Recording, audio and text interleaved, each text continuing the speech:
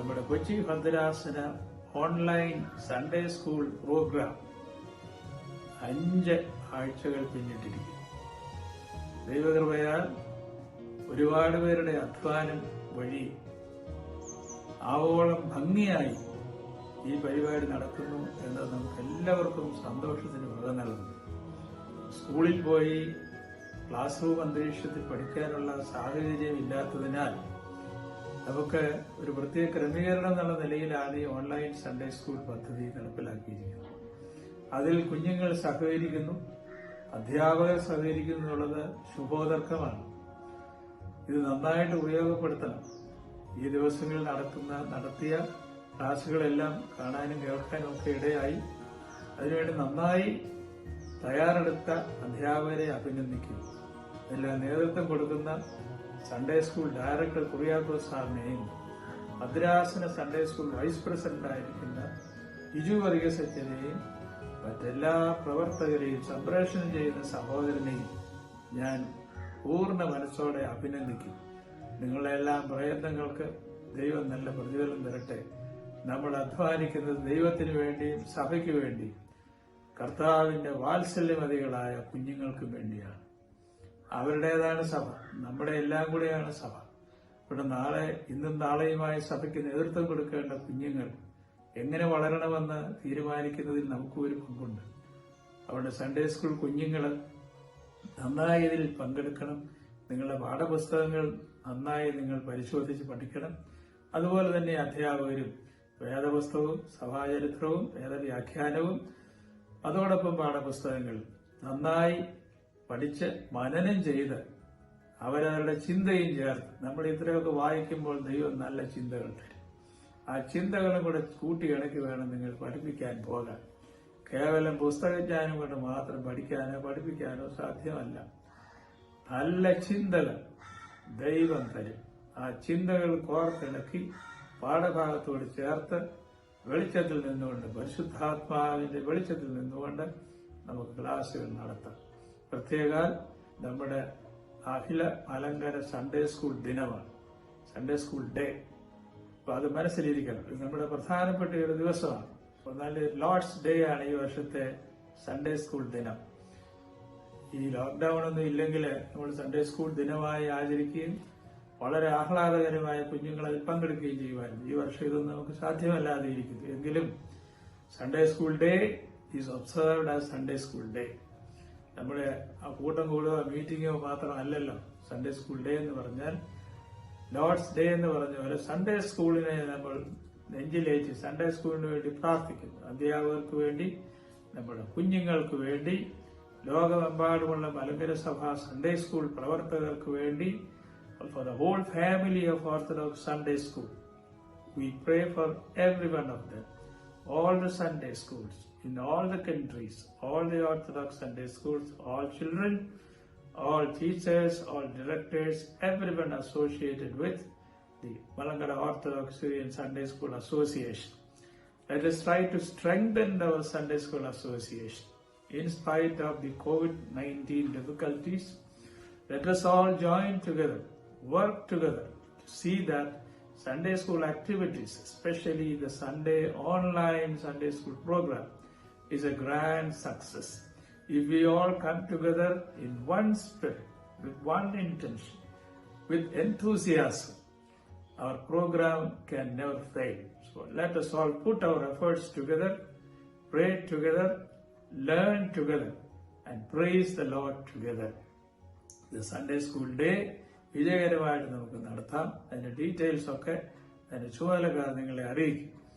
ഓരോ ആഴ്ച കഴിയുന്തോറും സൺഡേ സ്കൂൾ പാഠങ്ങൾ കുറെ കൂടെ റിഫൈൻഡ് ആയിട്ട് നന്നായിട്ട് വരുന്നതെന്ന് കാണുന്നതിൽ സന്തോഷമുണ്ട്. നമ്മുടെ അനുഭവത്തിൽ നിന്നാണല്ലോ പഠിക്കുക. Experience is our great teacher. അപ്പൊ ഓരോ ആഴ്ചത്തെ അനുഭവങ്ങളിലും ഫീഡ്ബാക്കും ഒക്കെ ഉപയോഗിച്ച് നമ്മൾ കുറെ കൂടെ റിഫൈൻഡ് ആയിട്ട് മുമ്പോട്ട് പോകണം. ഒരു ഫീഡ്ബാക്ക് സെഷൻ കഴിഞ്ഞു, അടുത്തത് അറിയിക്കുമ്പോൾ അതനുസരിച്ച് നിങ്ങൾ ചെയ്യണം. ഫീഡ്ബാക്ക് ലഭിക്കുന്ന നമുക്ക് വലിയൊരു പ്രചോദനമാണ്, ഇൻസ്പിറേഷൻ തരുന്നതാണ്. ആ ഫീഡ്ബാക്ക് അനുസരിച്ച് വേണം അടുത്ത ലെസൺ കാര്യങ്ങളൊക്കെ ആകാൻ. കൂടാതെ നമുക്ക് 1 മാസം ആകുമ്പോഴേക്കും നമ്മുടെ examination കാലമാകും.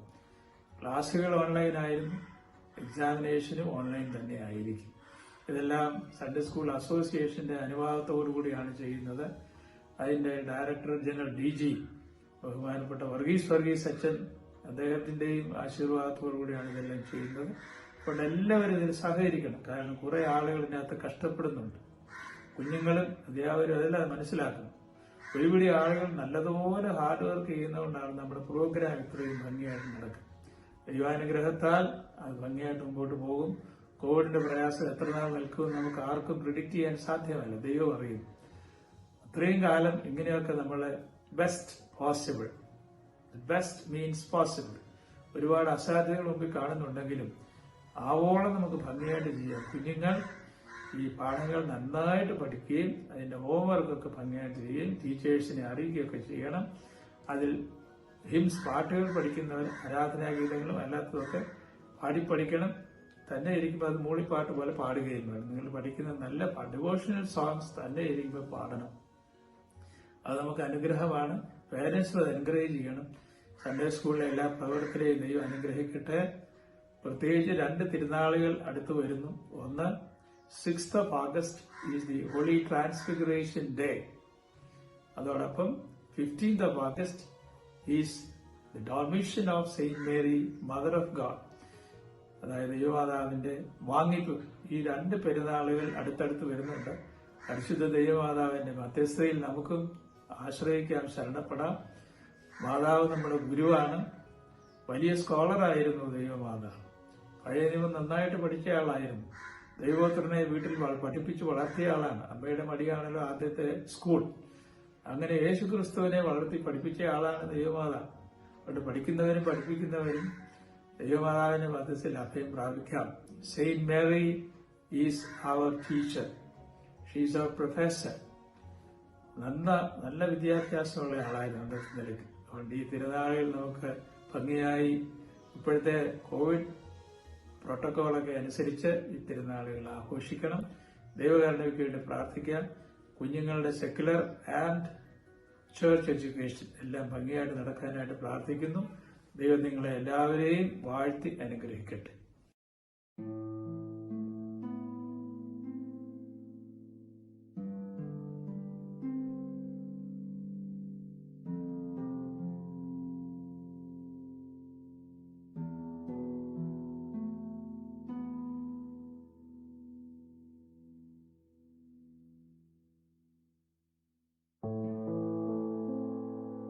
Me, Lord, a virtuous vine, always seeking Thee holy, taking of all that I shall, trespass not to sinful way.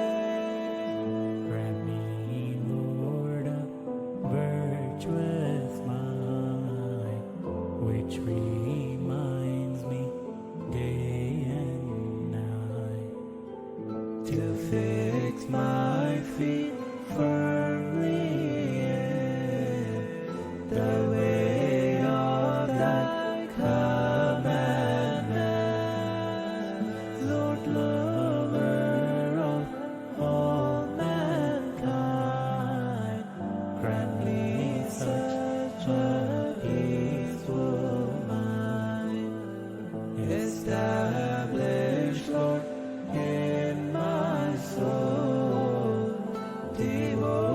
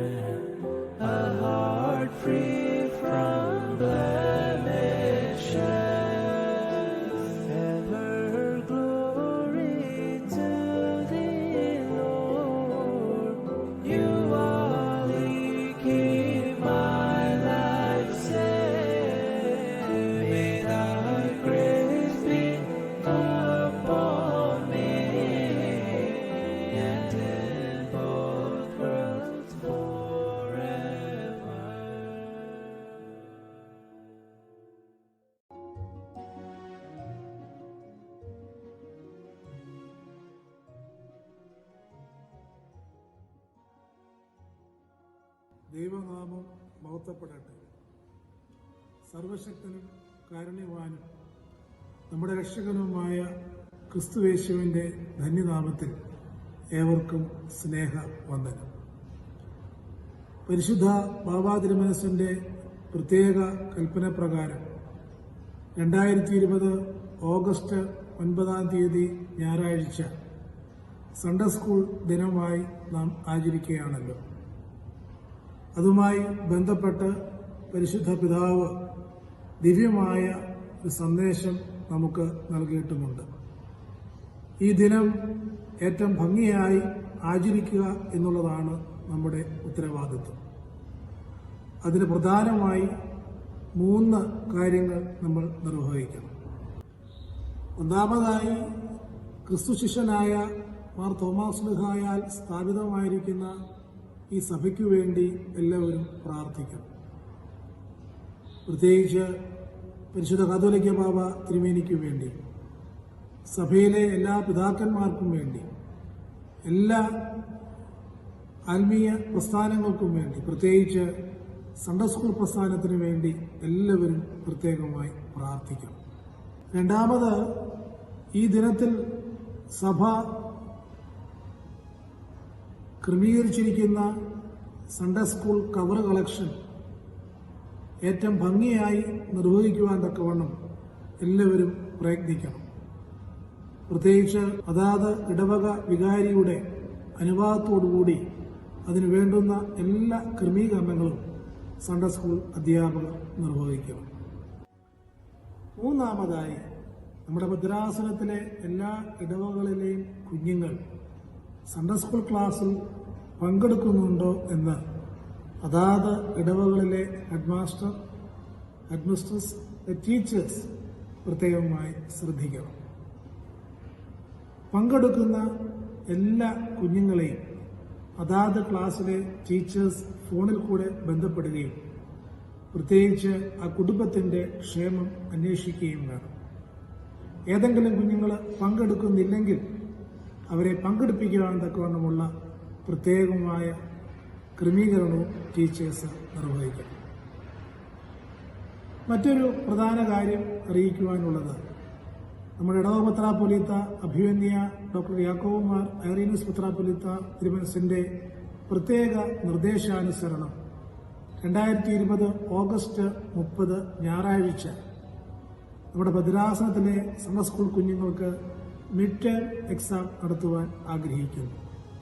അതിന് വിശദമായ ക്രമീകരണങ്ങൾ ടീച്ചേഴ്സ് കുഞ്ഞുങ്ങളെ അറിയിക്കുന്നതാണ്.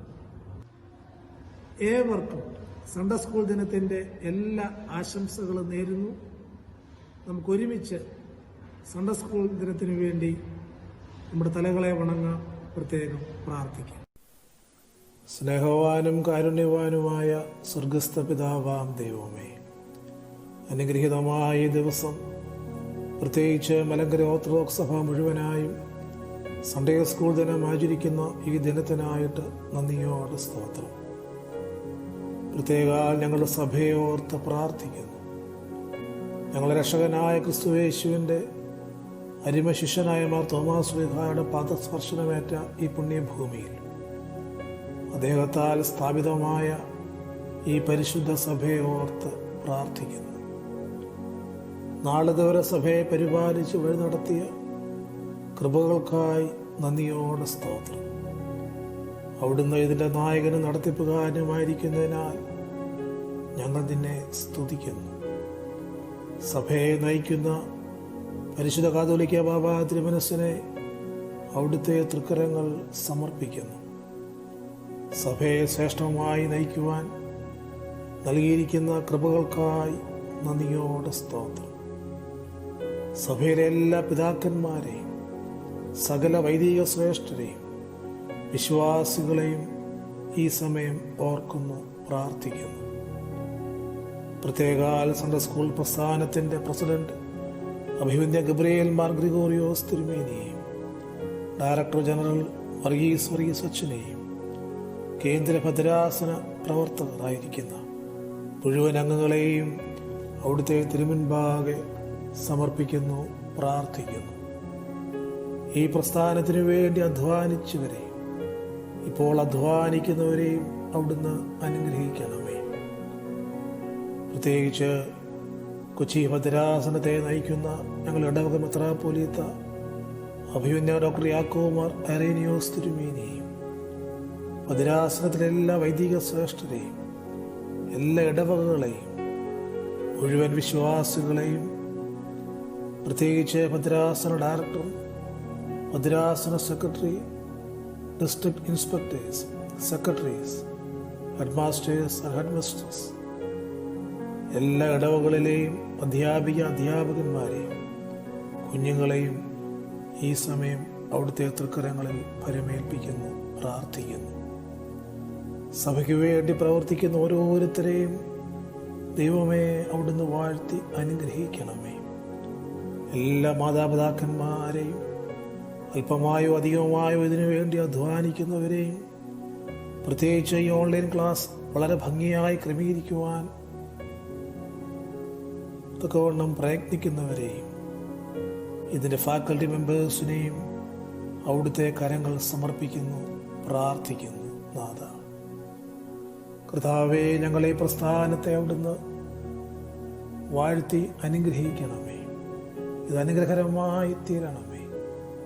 ഇന്നത്തെ കുഞ്ഞുങ്ങൾ അനുഗ്രഹിക്കപ്പെട്ട നാളത്തെ വാഗ്ദാനങ്ങളായി തീരുവാൻ സഭയ്ക്കും കുടുംബത്തിനും സമൂഹത്തിനും കൊള്ളാവുന്നവരായി അനുഗ്രഹിക്കപ്പെട്ട മക്കളായി ഈ വരുന്ന കാലഘട്ടത്തെ നയിക്കുവാൻ തക്കവണ്ണം ബുദ്ധിയും ജ്ഞാനവുമുള്ളവരായി, ദൈവാശ്രയമുള്ളവരായി, പരിശുദ്ധാത്മ നിറവുള്ളവരായി ജീവിക്കുവാനും പ്രവർത്തിക്കുവാനും അവിടുന്ന് എൻ്റെ മക്കളെ യോഗ്യരാക്കണമേ.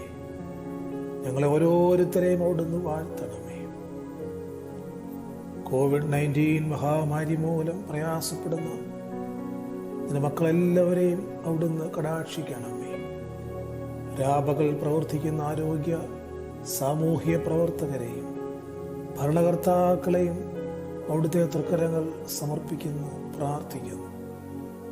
പ്രകൃതിക്ഷോഭം മൂലം ദുരിതമനുഭവിക്കുന്നവരെ ഓർക്കുന്നു, പ്രാർത്ഥിക്കുന്നു. ഈ പ്രാർത്ഥന ശ്രവിക്കുന്നവരെ അവിടുന്ന് വാഴ്ത്തണമേ. ദൂരസ്ഥരെയും സമീപസ്ഥരെയും സംരക്ഷിക്കണമേ. ഞങ്ങളെ വാങ്ങിപ്പോയിരിക്കുന്നവരെ അബ്രഹാമിൻ്റെ, സുഹാക്കിൻ്റെ, യാക്കോബിനും അടിയിൽ അവിടുന്ന് വസിപ്പിക്കണമേ. ബലഹീനമായ പ്രാർത്ഥന കേൾക്കണമേ. ആയത് പിതാവിൻ്റെയും പുത്രൻ്റെയും പരിശുദ്ധ റൂഹായുടെയും നാമത്തിൽ അപേക്ഷിക്കുന്നു. കൃപയോടെ കേൾക്കുമാറാകണമേ. ആമേൻ.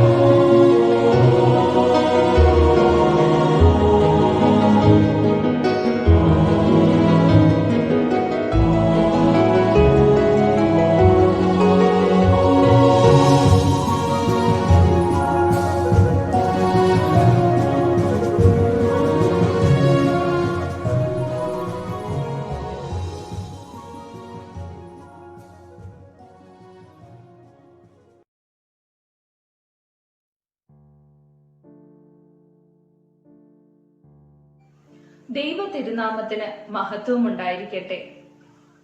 നിങ്ങൾ സൺഡേ സ്കൂൾ ക്ലാസ്സുകളൊക്കെ കൃത്യമായി കേട്ട് പാഠങ്ങളൊക്കെ പഠിക്കാറുണ്ടല്ലോ അല്ലേ? ഇന്ന് നമ്മൾ പഠിക്കാൻ പോകുന്നത് നമ്മുടെ ക്രിസ്തീയ സഭ ഉദ്ഭവിക്കുകയും വളരുകയും ചെയ്ത സാഹചര്യങ്ങളെ പറ്റിയാണ്. അതിനു മുൻപ് നമുക്കൊരു ഉദാഹരണം നോക്കാം. നിങ്ങൾ നിങ്ങളുടെ വീട്ടിൽ ഒരു ചെടി നടാൻ പോവുകയാണെന്ന് വിചാരിക്കും. നിങ്ങൾ ആ വിത്ത് നടുന്നതിന് മുൻപ് ചില മുൻകരുതലുകൾ ഒക്കെ എടുക്കാറുണ്ട്, അല്ലേ? നിങ്ങൾ ആ ചെടി നന്നായി വളരാൻ വേണ്ട സാഹചര്യങ്ങൾ ഒരുക്കി കൊടുക്കും. നിങ്ങൾ മണ്ണിൽ വേണ്ട വളങ്ങളൊക്കെ ഇട്ടുകൊടുക്കും, വെള്ളമൊഴിക്കും. ഈ സാഹചര്യങ്ങളൊക്കെയാണ് പിന്നീട് ആ ചെടിയെ നന്നായി വളരാൻ സഹായിക്കുന്നത്, അല്ലേ? ഇതുപോലെ തന്നെയാണ് നമ്മുടെ ക്രിസ്തീയ സഭ വളരാനും വികസിക്കുവാനും സഹായിച്ച സാഹചര്യങ്ങളെ പറ്റിയാണ് നമ്മൾ ഇന്ന് പഠിക്കാൻ പോകുന്നത്.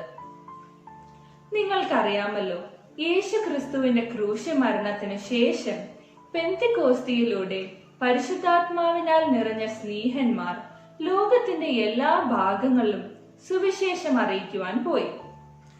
ഈ സുവിശേഷം സ്വീകരിക്കുകയും നമ്മുടെ സഭയെ ഇത്രയധികം വളരാൻ സഹായിക്കുകയും ചെയ്ത സാഹചര്യങ്ങൾ ഏതൊക്കെയാണെന്ന് നമുക്ക് നോക്കാം. അതെങ്ങനെയൊക്കെയാണ് നമ്മുടെ സഭയെ സഹായിച്ചതെന്നും നമുക്ക് പഠിക്കണം. പ്രധാനമായും 5 സാഹചര്യങ്ങളാണുള്ളത്. നമുക്കത് ഓരോന്നായി നോക്കാം. രാഷ്ട്രീയ സാഹചര്യങ്ങൾ.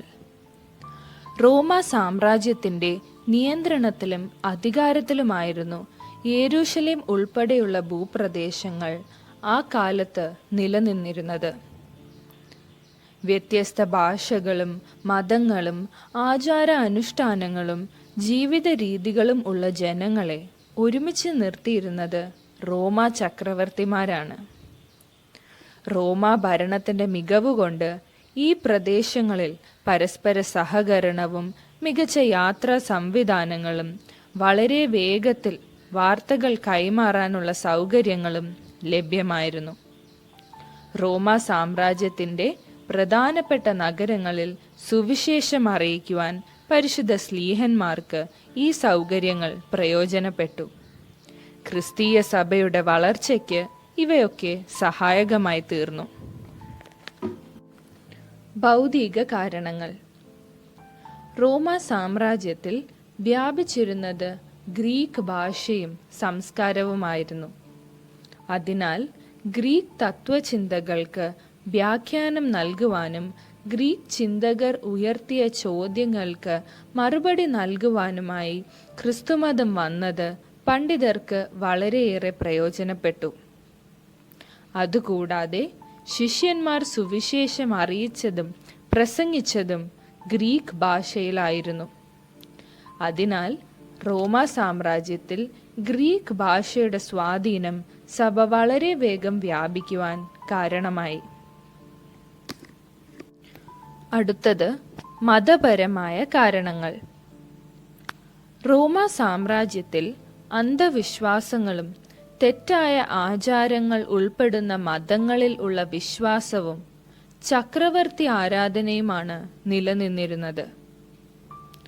അമാനുഷിക ശക്തികളിലും അറിയപ്പെടാത്ത ദേവന്മാരിലുമാണ് അവർ വിശ്വസിച്ചിരുന്നത്.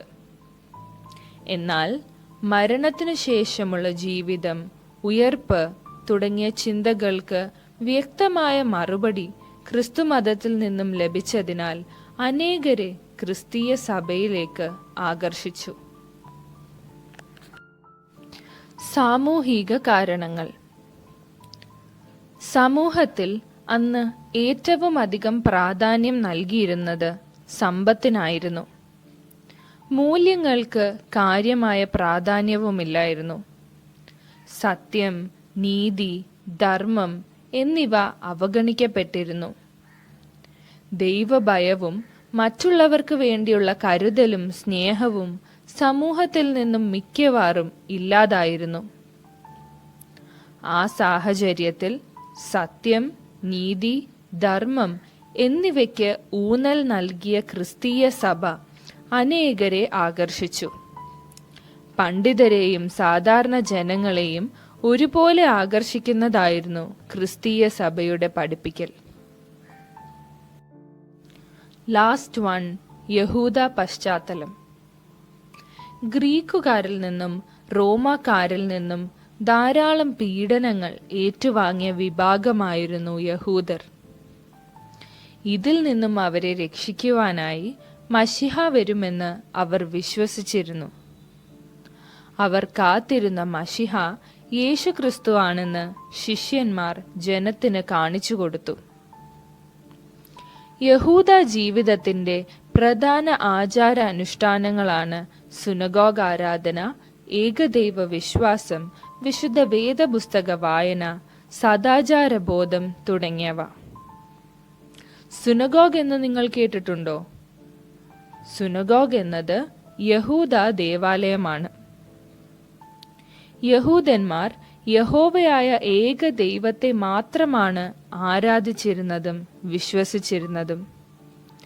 ഈ യഹൂദ അനുഷ്ഠാനങ്ങളായ ചിട്ടയായ ദേവാലയ ആരാധന, വേദപുസ്തക വായന, ഏകദൈവ വിശ്വാസം എന്നിവ ക്രിസ്തീയ സഭയുടെ വളർച്ചയ്ക്ക് വളരെയധികം സംഭാവനകൾ നൽകി. ഇപ്രകാരം ഞാൻ ആദ്യം പറഞ്ഞ ഉദാഹരണം പോലെ ഗ്രീക്ക് റോമൻ സംസ്കാരവും യഹൂദ സംസ്കാരവും നമ്മുടെ ആദിമ സഭയുടെ വളർച്ചയ്ക്ക് വളമുള്ള മണ്ണായി പ്രവർത്തിച്ചു. നമ്മുടെ ക്രിസ്തീയ സഭയിലും മൂല്യങ്ങളിലും ആചാര അനുഷ്ഠാനങ്ങളിലുമുള്ള ഉറച്ച വിശ്വാസത്തിന് നമ്മുടെ സഭയുടെ ഉദ്ഭവവും അത് ഇന്നത്തെ നിലയിലേക്കുള്ള വളർച്ചയ്ക്ക് ഇടയാക്കിയ സാഹചര്യങ്ങളെ പറ്റിയും അറിഞ്ഞിരിക്കേണ്ടതും മനസ്സിലാക്കേണ്ടതും അത്യാവശ്യമാണ്. ഈ പാഠം ഒരു ചെറിയ അളവിലെങ്കിലും നിങ്ങളെ അതിന് സഹായിക്കട്ടെ. ഈ ലെസന്റെ ക്വസ്റ്റ്യൻസും കൂടെ നമുക്ക് നോക്കാം. ഫസ്റ്റ് വൺ, ക്രിസ്തു സഭയുടെ വളർച്ചയ്ക്ക് സഹായകരമായ രാഷ്ട്രീയ കാരണങ്ങൾ ഏവ? സെക്കൻഡ് വൺ, ഗ്രീക്ക് ഭാഷ എങ്ങനെ സഭയുടെ വളർച്ചയ്ക്ക് സഹായകമായി? തേർഡ്, സമൂഹത്തെ ആദിമകാലങ്ങളിൽ ബാധിച്ചിരുന്ന മൂല്യച്യുതി എന്ത്? ഫോർത്ത്, സമൂഹത്തിൽ സഭ എപ്രകാരം വ്യത്യസ്തമായി? ഫിഫ്ത്ത്, യഹൂദ പശ്ചാത്തലം സഭയുടെ വളർച്ചയ്ക്ക് എങ്ങനെ സഹായകരമായി? ഈ ക്വസ്റ്റ്യൻസിൻ്റെ ആൻസർ നിങ്ങൾ എഴുതി നിങ്ങളുടെ ടീച്ചേഴ്സിന് സെൻഡ് ചെയ്ത് കൊടുക്കണം എന്നുള്ള കാര്യം നിങ്ങൾക്കറിയാമല്ലോ. So okay and thank U.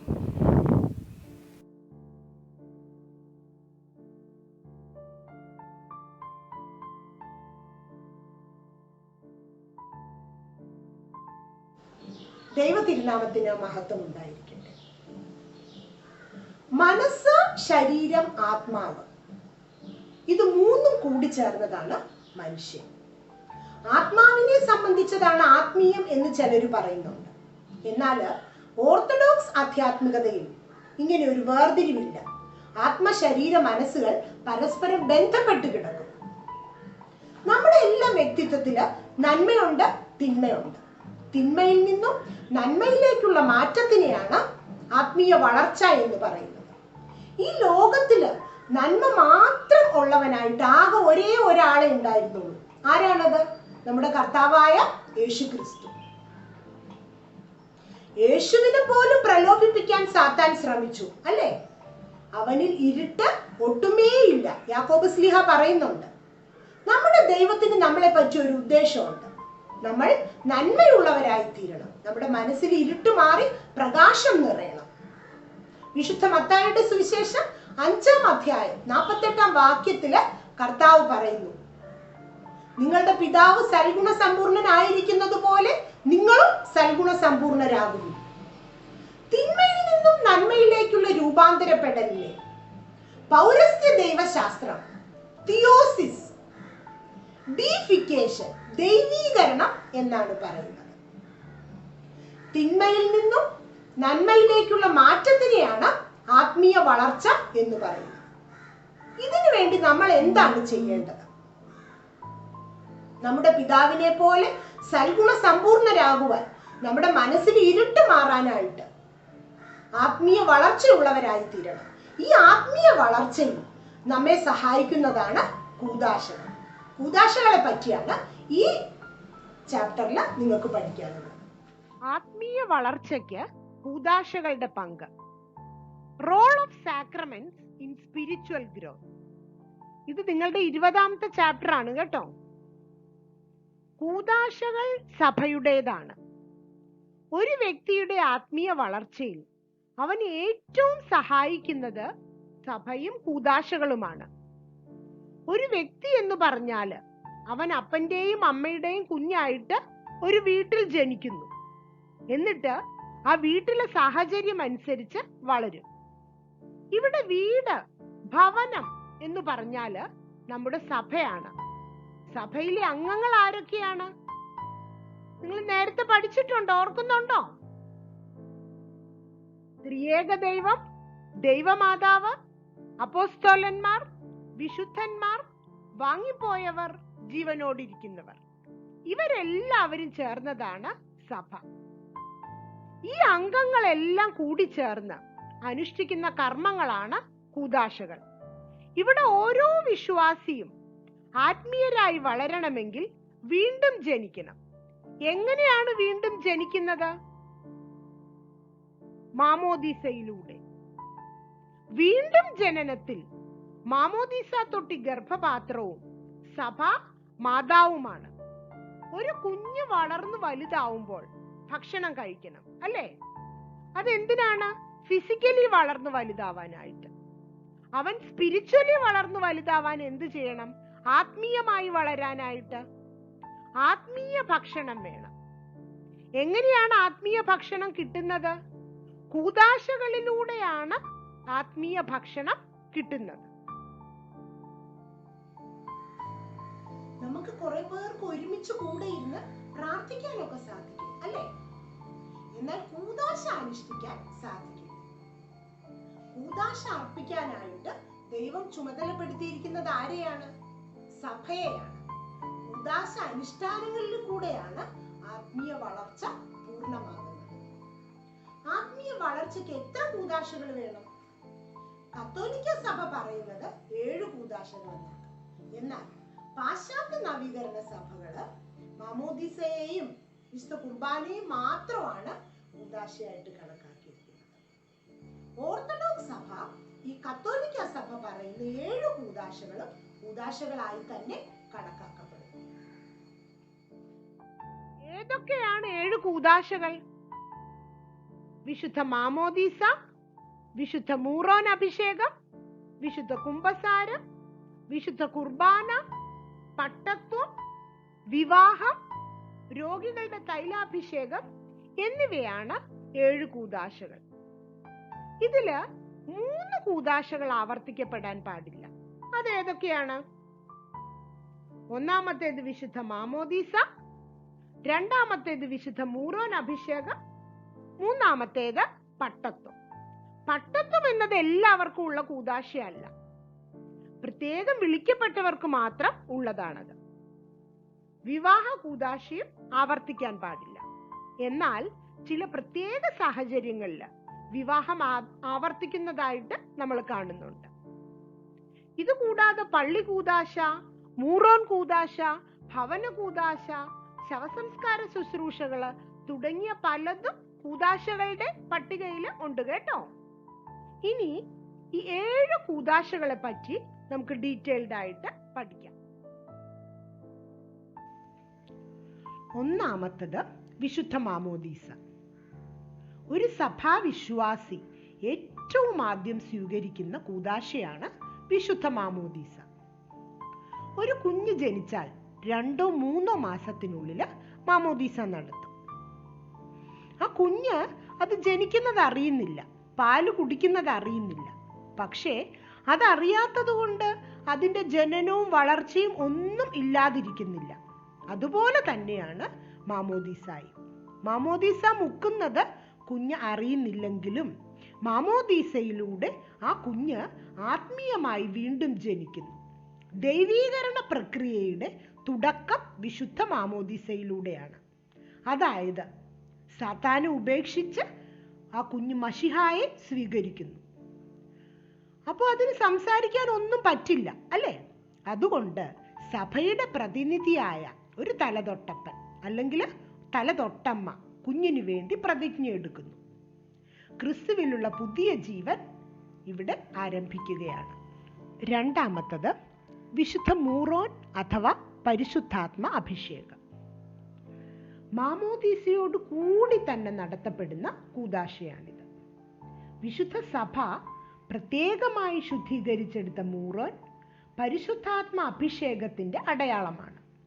മാമോദീസ മുക്കുന്ന കുഞ്ഞിനെ ഇത് പൂശുമ്പോൾ പരിശുദ്ധാത്മാവിനെ പ്രാപിക്കുന്നു. മൂറോൻ അഭിഷേകത്തിലൂടെ വീണ്ടും ജനിച്ച കുഞ്ഞിനെ തിന്മയിൽ നിന്നും നന്മയിലേക്ക് രൂപാന്തരപ്പെടുത്തുന്നത് പരിശുദ്ധാത്മാവാണ്. 3. വിശുദ്ധ കുമ്പസാരം. ആത്മീയ വളർച്ച എന്നത് ശിശുവിൻ്റെ വളർച്ച പോലെയാണ്. വളരുന്ന കുഞ്ഞുങ്ങൾ പതുക്കെ നടന്നു തുടങ്ങുമ്പോൾ ചിലപ്പോൾ വീഴും. അതുപോലെ തന്നെ ആത്മീയ വളർച്ചയിലും നമ്മൾ ഇടറി വീണു പോകാനുള്ള സാഹചര്യമുണ്ട്. അപ്പോൾ വീണ് അവിടെ തന്നെ കിടക്കാതെ അവിടെ നിന്നും എഴുന്നേൽക്കണം. തെറ്റുകളെക്കുറിച്ച് അനുതപിക്കണം, പശ്ചാത്തപിക്കണം. പാപത്തിൽ നിന്ന് മോചനം ലഭിച്ചു എന്ന് പൂർണ്ണ ബോധ്യം വരണം. അതിനു വേണ്ടിയാണ് വിശുദ്ധ കുമ്പസാരം എന്ന കൂദാശ സഭ കൽപ്പിച്ചാക്കിയിരിക്കുന്നത്. 4. വിശുദ്ധ കുർബാന. കൂദാശകളുടെ രാജ്ഞിയായ വിശുദ്ധ കുർബാനയാണ് എല്ലാ കൂദാശകളെയും പൂർണ്ണമാക്കുന്നത്. ആത്മീയ വളർച്ചയ്ക്കായി തന്ന ഭക്ഷണത്തിൽ ഏറ്റവും പ്രധാനമായത് ക്രിസ്തുവിൻ്റെ തിരുശരീര രക്തങ്ങളാണ്. എൻ്റെ ശരീരം ഭക്ഷിക്കുകയും എൻ്റെ രക്തം പാനം ചെയ്യുകയും ചെയ്യുന്നവന് നിത്യജീവനുണ്ട്. ദൈവീകരണം പ്രാപിക്കുവാൻ വിശുദ്ധ കുർബാന കൂടെ കൂടെ അനുഭവിക്കേണ്ടതുണ്ട്. വിശുദ്ധ കുർബാന ഒരു ചടങ്ങാവരുത്, അത് ഒരു അനുഭവമായിരിക്കണം. 5. പട്ടത്വം. കൂദാശകൾ അനുഷ്ഠിക്കുന്നത് സഭയാണ്. അതിന് നേതൃത്വം നൽകാനായി കുറച്ച് കാർമ്മികർ വേണം. നമ്മുടെ രാജ്യം ഭരിക്കാനായിട്ട് ഭരണകർത്താക്കളുണ്ട്, അല്ലേ? അതുപോലെ തന്നെ സഭയിൽ കൂദാശകൾ വിശ്വാസികൾക്ക് നൽകുന്നതിനായി പരികർമ്മികൾ വേണം. കർത്താവായ യേശുക്രിസ്തു തന്നെ അതിന് മാതൃക കാണിച്ചു തന്നു. കർത്താവ് തൻ്റെ അപ്പോസ്തലന്മാരെ തിരഞ്ഞെടുത്തതുപോലെ സഭ ശെമ്മാശന്മാർ, കശീശന്മാർ, എപ്പിസ്കോപ്പന്മാർ എന്നിവരെ തിരഞ്ഞെടുക്കുന്നു. അവർക്ക് പരിശീലനം നൽകി കൂദാശകൾ നടത്തുവാനുള്ള അധികാരം നൽകുന്നു. ഇവർ കൂദാശ അനുഷ്ഠാനങ്ങളിൽ കൂടി വിശ്വാസികളെ ആത്മീയരാക്കി വളർത്തുന്നു. ക്രിസ്തുവാകുന്ന നല്ല ഇടയനെ പോലെ ഇവർ വിശ്വാസികളാകുന്ന ആടുകളെ ശുശ്രൂഷിക്കുന്നു. 6. വിവാഹം. കുടുംബം ദൈവത്തിൻ്റെ സൃഷ്ടിയാണെന്ന് ഉൽപ്പത്തി പുസ്തകത്തിൽ പറയുന്നു. സ്ത്രീയും പുരുഷനും ഭാര്യാഭർത്താക്കന്മാരും മാതാപിതാക്കളുമായി ജീവിക്കേണ്ടതിന് ദൈവകൃപ ധാരാളം വേണം. വിവാഹ കൂദാശയിൽ കൂടിയാണ് ദമ്പതികൾക്ക് ദൈവകൃപ ലഭിക്കുന്നത്. 7. രോഗികളുടെ തൈലാഭിഷേകം. കർത്താവ് അപ്പോസ്തോലന്മാർക്കും അറിയിപ്പുകാർക്കും നൽകിയ പ്രത്യേകമായ ഒരു കൃപാവരമാണ് രോഗസൗഖ്യം. ഇത് സഭയ്ക്കും നൽകപ്പെട്ടിരിക്കുന്നു. ദീനമായി കിടക്കുന്നവരെ മൂപ്പന്മാർ എണ്ണ പൂശി രോഗസൗഖ്യം നൽകണമെന്ന് യാക്കോബ് ശ്ലീഹ ഉദ്ബോധിപ്പിക്കുന്നു. ദൈവകൃപയിൽ ശക്തിപ്പെടുവാൻ വിശ്വാസത്തോടുകൂടി നടത്തപ്പെടുന്ന തൈലാഭിഷേക ശുശ്രൂഷ പ്രയോജനപ്പെടുന്നു. തൈലാഭിഷേക ശുശ്രൂഷ അന്ത്യകൂദാശയല്ല, രോഗസൗഖ്യത്തിനും പാപമോചനത്തിനും വേണ്ടിയുള്ള ഒരു കൂദാശയാണിത്. എല്ലാ കൂദാശകളിലും പരിശുദ്ധാത്മാവിന്റെ കൃപ നിറഞ്ഞിരിക്കുന്നു. കുഞ്ഞുങ്ങൾ ഒരു കാര്യം പ്രത്യേകം ശ്രദ്ധിക്കേണ്ടതുണ്ട്. കുറച്ചുപേര് കൂടിയിരുന്നുള്ള പ്രാർത്ഥന കൂട്ടായ്മകളെക്കാളും ദൈവകൃപ ചൊരിയപ്പെടുന്നത്, പരിശുദ്ധാത്മാവിന്റെ കൃപ നമുക്ക് ലഭിക്കുന്നത് കൂദാശകളിലൂടെയാണ്. കൂദാശ അനുഷ്ഠാനങ്ങൾ ഒഴിവാക്കിയുള്ള ഒരു ആത്മീയ വളർച്ച ഓർത്തഡോക്സ് സഭയ്ക്ക് ചിന്തിക്കാനാവില്ല. ഈ മഹാമാരിയുടെ സമയത്ത് നമുക്ക് എല്ലാവർക്കും റെഗുലറായിട്ട് കൂദാശകളിൽ പങ്കെടുക്കാനും അങ്ങനെ പരിശുദ്ധാത്മാവിന്റെ കൃപ ലഭിക്കാനും നമുക്ക് ദൈവത്തിനോട് പ്രാർത്ഥിക്കാം. ദൈവം തമ്പുരാൻ അനുഗ്രഹിക്കട്ടെ. Thank you.